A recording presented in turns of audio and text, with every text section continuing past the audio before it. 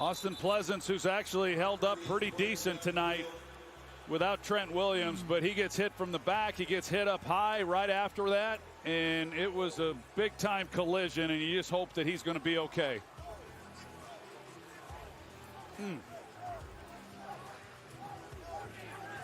Well, we talked about his thumb, and he hits his hand again. His thumb was bleeding when we took the break for the 2-minute warning. He was able to throw the ball and warm up and looked okay on that. The 49ers went undefeated for 6 games. Santa Clara was buzzing, but the only thing you hear now is the sound of silence in San Francisco. The sound of experts deleting tweets, and the hierarchy of the NFC West crumbling into the Pacific Ocean. Saturday night wasn't just a football game, it was a statement, a lecture on resistance. The Seahawks went to the home of Brock Purdy, looked him dead in the eye, and took his lunch money. They took the division title, the bye week, and the respect that they've deserved since September. It might have been a sea of surprises. I call it a reckoning. Now the question is, will champagne continue to flow in Seattle? Can they enter Levi Stadium on February 9th and do it all over again? Or will they be silenced at home even before the run has begun?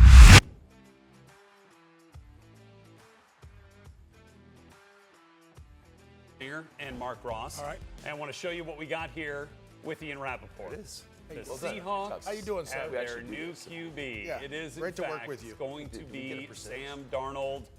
Ian Rappaport has could've been done it. on this all day and for weeks, I would assume, trying to figure out where Sam. Let's go back to the summer. The Seahawks front office made a decision that had the 12th man reaching for the antacids. They traded Geno Smith. They basically said, thanks for the memories, but we're moving on.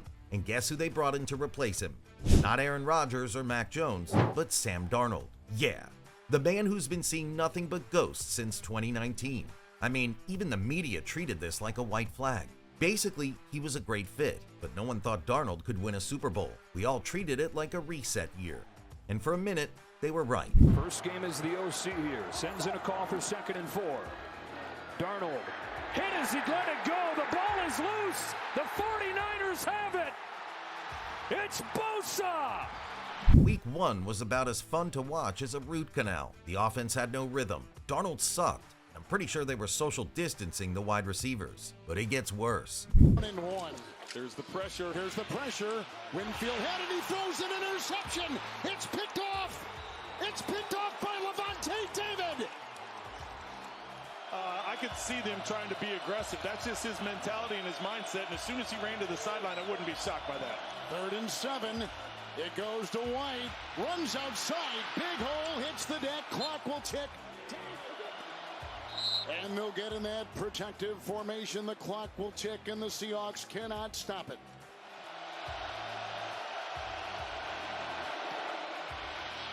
Got it! And Tampa Bay will win it on a walk-off. A shootout loss to Tampa in Week 5, and the team was 3-2. But it almost felt like 0-5 the way they played. The whispers started. Is Mike Macdonald in over his head? Is the Legion of Boom dead and buried? But one thing I've learned about reset years, sometimes if you hit the reset button hard enough, you don't just restart the system, you upgrade it.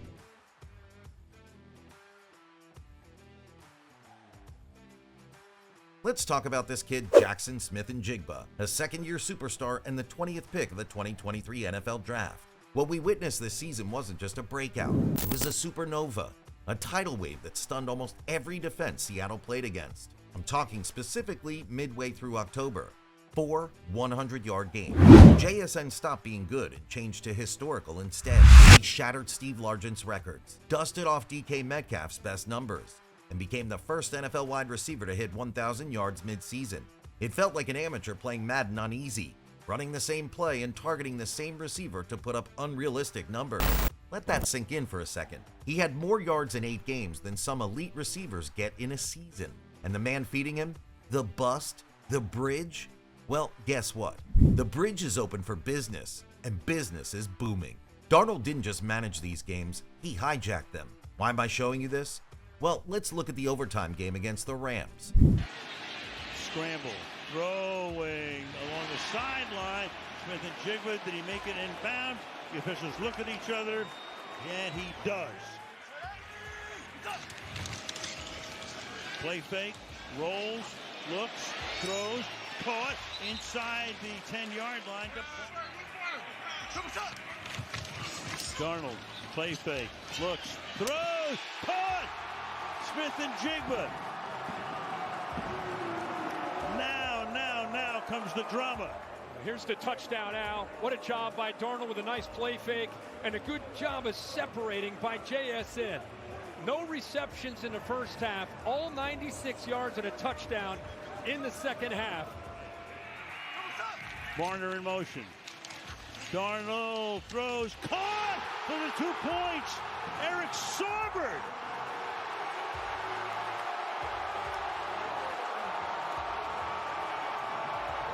They throw to a guy who hadn't made a catch or was targeted all night long. What a game. The 3 receivers to the right. The tight end leaks. Look how close Kobe Turner came to knocking that ball down. But I'll tell you. Under the old rules, a TD would have sealed it for Los Angeles. Even the old Sam Darnold would have folded. The new Sam? He marches down the field, throws a touchdown, and instead of continuing the shootout, he adds some swagger, gambles the house's money, and hits a 2-point conversion. Final score 37-38. Another W for Seattle. Did he need to do it? No. Could he have relied on the defense to get the ball back? Yes. But why bother when you walk with a chip on your shoulder? I mean, the season wasn't perfect. Far from it, actually. The offense was a roller coaster at times. Massive highs, followed by WTF just happened lows. I'm talking interceptions, fumbles. Ball's out. It sure is. It's loose. Cardinals think they have it. There's a new center, we know. Throwing on the field, fumble, recovered by the defense. First down, Arizona. Oluwatimi is the new center because Jalen Sundell was injured. Moments that make you throw your remote at the TV. It was fun. It was the sea of surprises we wanted. But here's the cold hard truth. Flash and surprises don't win in January. It might get you a few highlights, but grit gets you rings. So, while we're all focused on the flashy offense, the real monster was waking up on the other side of the ball.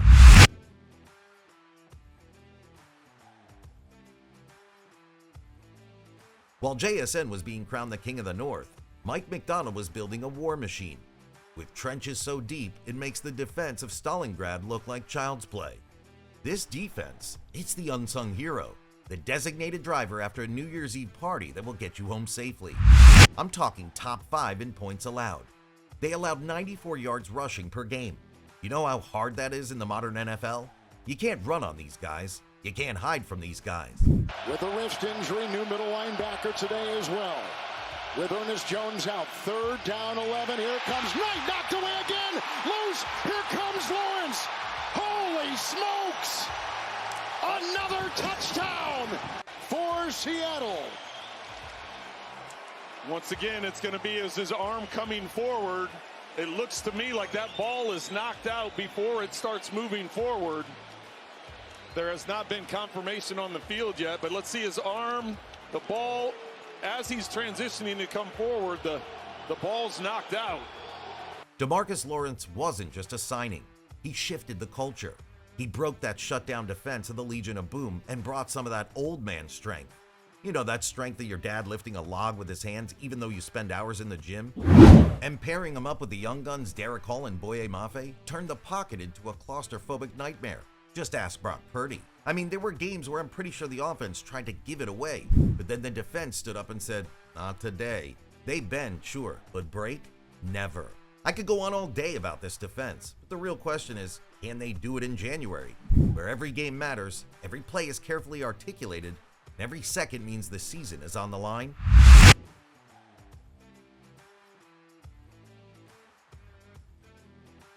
I'll get to the playoffs in just a second, but to understand where I'm going, we have to rewind back to that Week 16 thriller. It was this exact moment where the rebuild died and the contender was born. They swept their rivals, clinched the playoffs, and suddenly, Seattle forgot how to lose. I mean, they won 10 games of 11, clawing their way to 13-3. But destiny has a funny way of circling back. There is no flag, and it's going to be a 3-0 points this season. This one to Seattle territory and a first down for San Francisco. Good play by Drake Thomas. Darnold in trouble. talking Week 18. San Francisco, 12-4. The winner takes the top seed in the NFC. They get the bye, the home field, and importantly, the momentum. It was the Super Bowl light version. We all had the Niners. I even said the Niners were cooking, and they were at home. Maybe Seattle is just a cute story. For the Niners, it was completing the greatest comeback story the league had ever seen. But for Seattle, it was the final boss moment.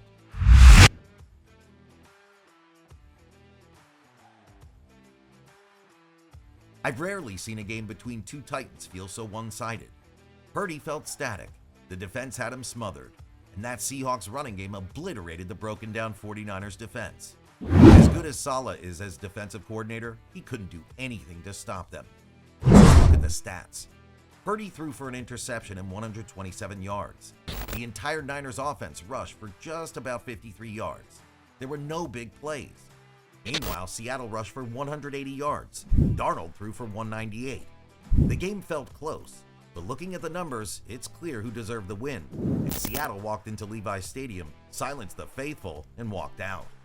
But I asked you earlier if they can do it again in January. I mean, the Super Bowl isn't won in December.